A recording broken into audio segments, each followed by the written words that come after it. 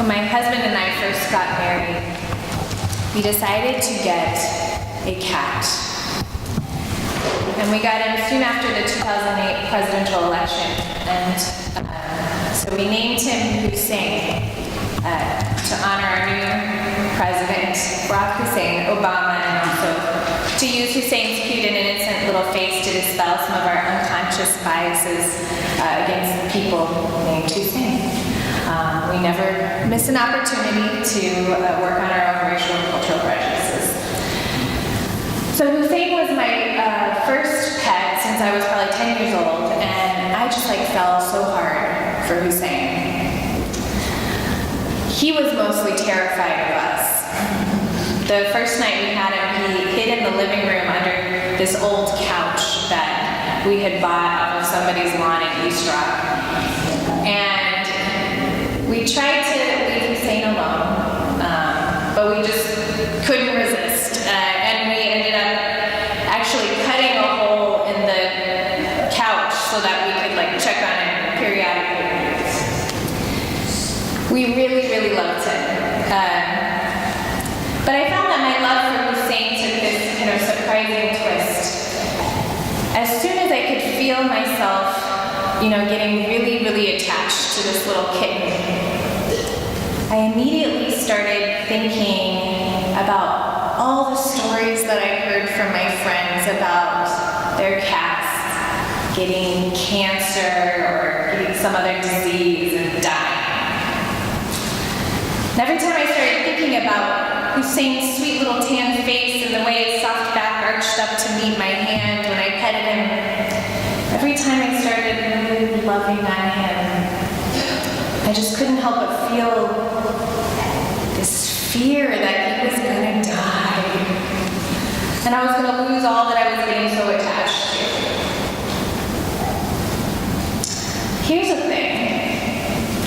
Falling in love with a baby is like falling in love with a cat times 100. You can tweet that. It's a tweetable quote. Who tweets my sermons?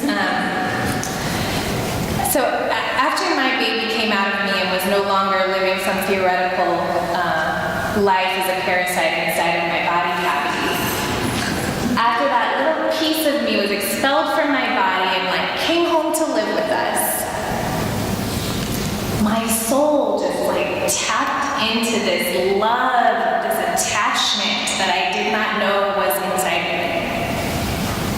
And along with that love and attachment also came this complete fear, this terror. The world around me suddenly felt so dangerous.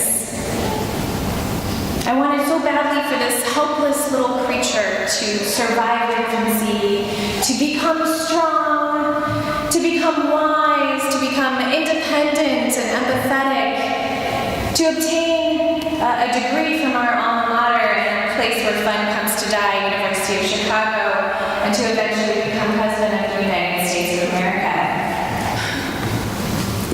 I loved her so much, and I had all these hopes for her beautiful life. But I also just felt this intense fear. How can you feel hope for this precious life when the world is so full of dangers that could take that life away? I grew out of some of those fears, like the choking hazard, so did she. The choking hazards, electrical outlets, things like that. But then this week, the world watched Matthew Shepard's parents process into the National Cathedral to inter the ashes of their son who was killed by an anti-gay hate crime 20 years ago. And still, the world is so dangerous for our children. How could I feel that hope for her future when I'm so afraid of hurting her or losing her? It's interesting, isn't it, how love and hope can have this shadow that follows them around, a shadow of fear. Wherever love and hope hang out, fear is kind of sitting back there in the corner. been thinking about this a lot this week because we have been investing a lot this week in a hope. In the hope that Immigration and Customs Enforcement will grant Nelson a stay of deportation so that he can leave the confinement of sanctuary in this church. We've been investing a lot in this hope. On Monday, we were printing and copying 130 letters from the community, from many of you advocating for Nelson, along with the drawings that our Sunday school kids created in support of Nelson.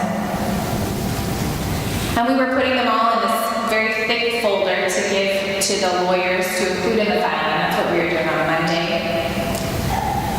And on Wednesday, we traveled up to Hartford. A number of folks from this church and Nelson's family. We went to stand outside the ICE offices in Hartford to hold a press conference with Senator Blumenthal, with Nelson's lawyers, and many local activists. And then we set up for an all-night vigil outside of the ICE office to pray for Nelson's release, as we visited with press and supporters from other faith communities throughout the night and into the morning. So in the last few days, also, we have been trying to get the word out to everybody to make phone calls to ICE on Nelson's behalf. Let them know that we are paying attention, that we consider Nelson to be an irreplaceable and critical member of our community and of his family.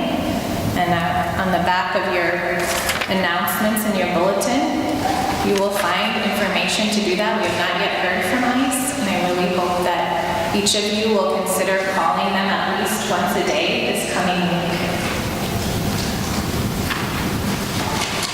We are investing a lot right now in the hope that ICE will use their discretion to grant Nelson a stay.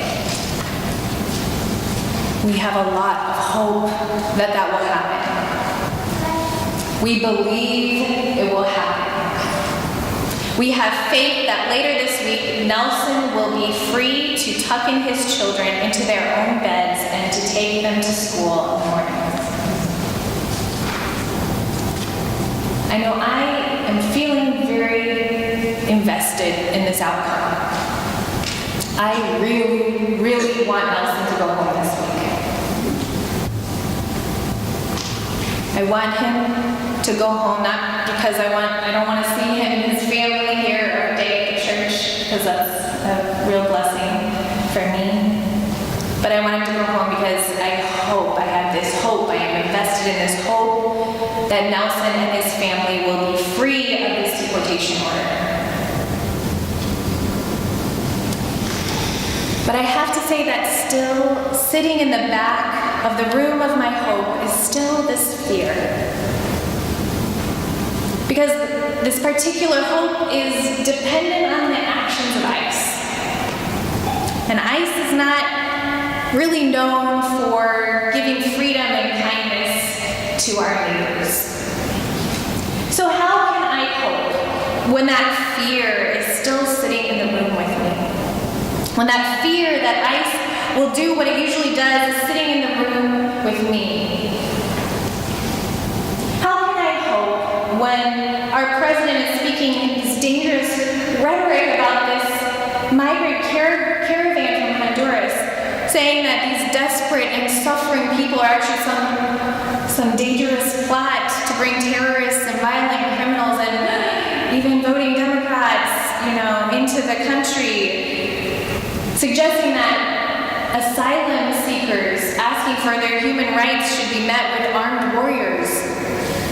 How can I invest in any hope in a nation where politics and ideology has turned so violent, when we know that the male of our most public voices could kill them, or more likely the working class people on their staff? Or when we know that a white supremacist in Kentucky killed 2 African-American shoppers at a Kroger's this week, one of whom was killed in front of his 12-year-old grandson, and all of that after this gunman almost entered into a black church.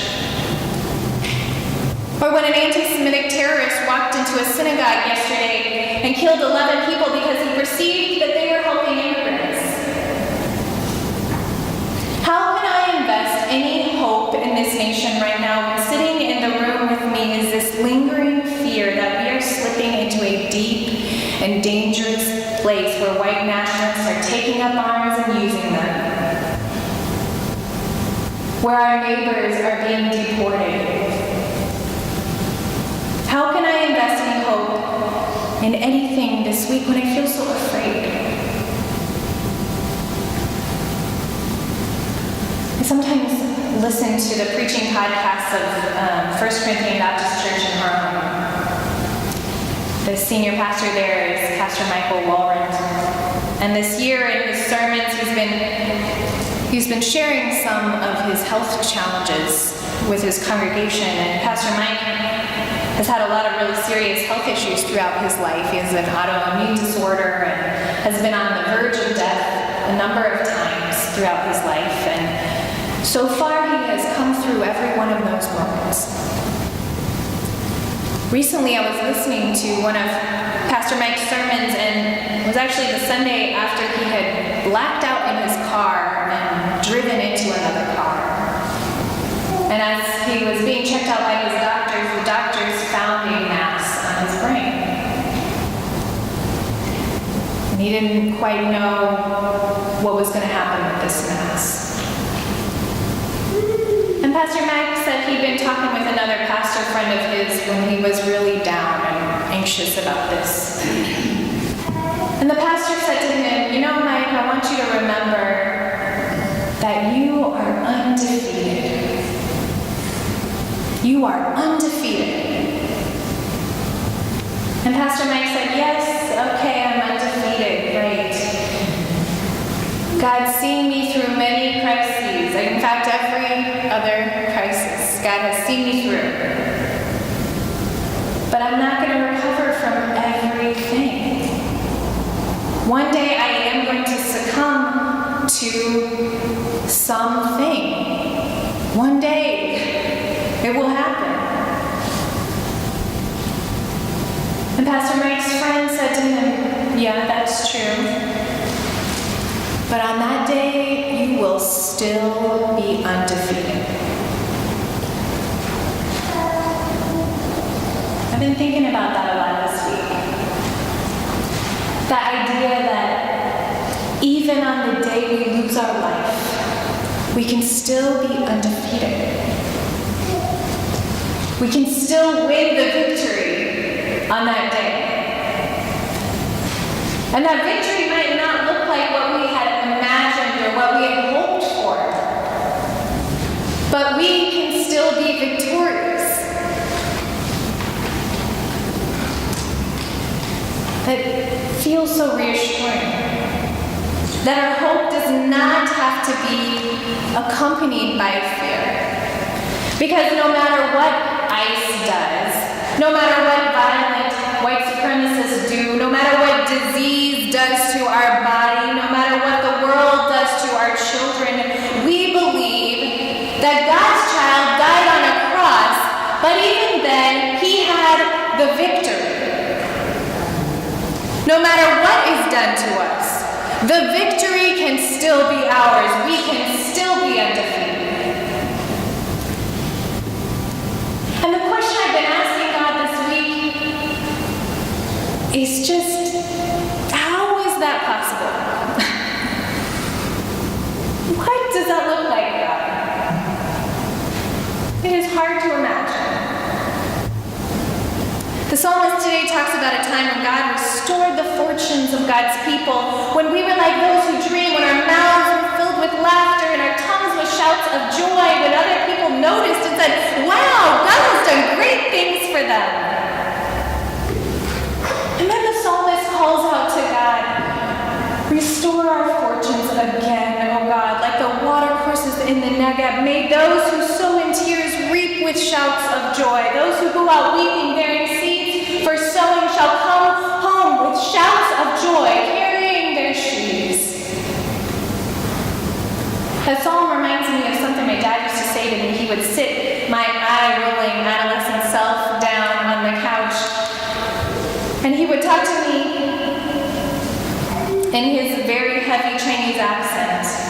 about how I should work hard in school and how I should leave the dating until after I graduated high school and college.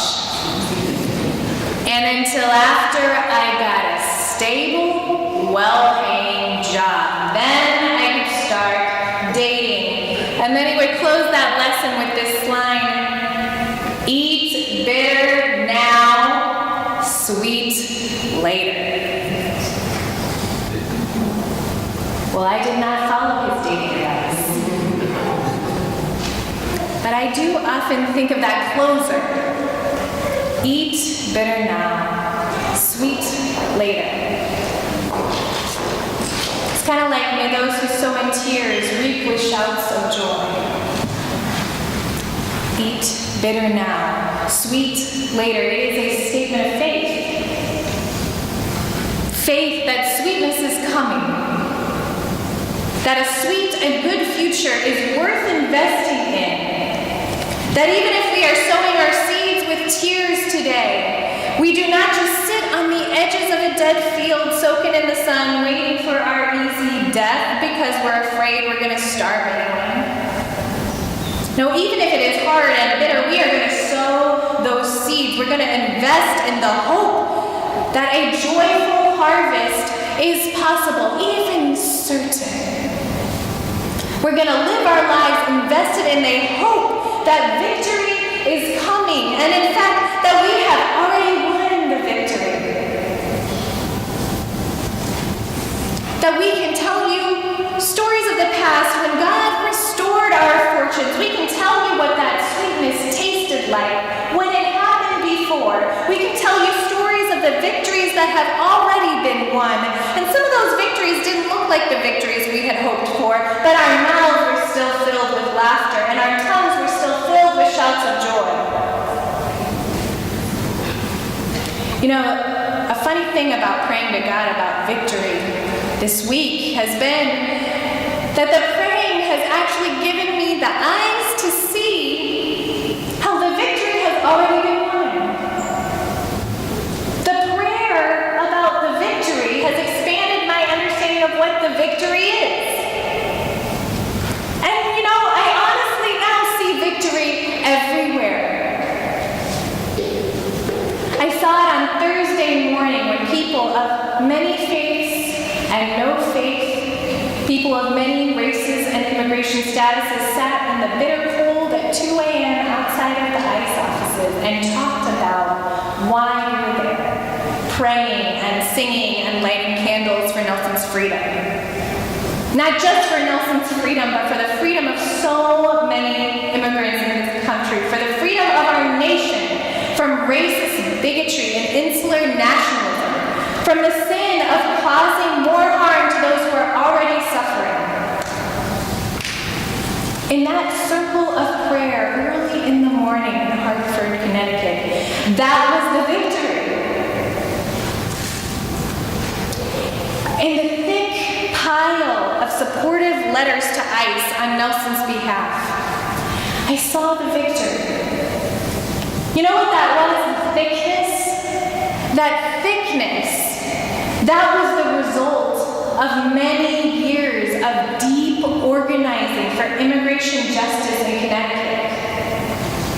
That was the result of countless one-on-one conversations and relationships built out of the struggle, and Nelson meeting with and talking with dozens of people many days a week for 11 months.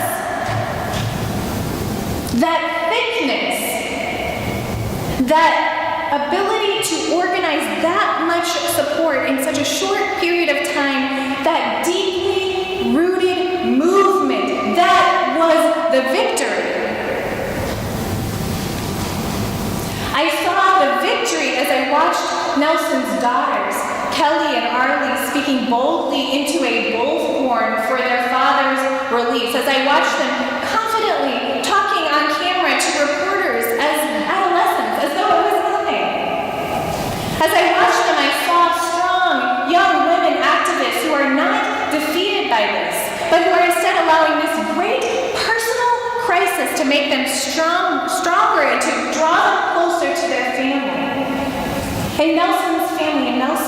daughters. That is the victory.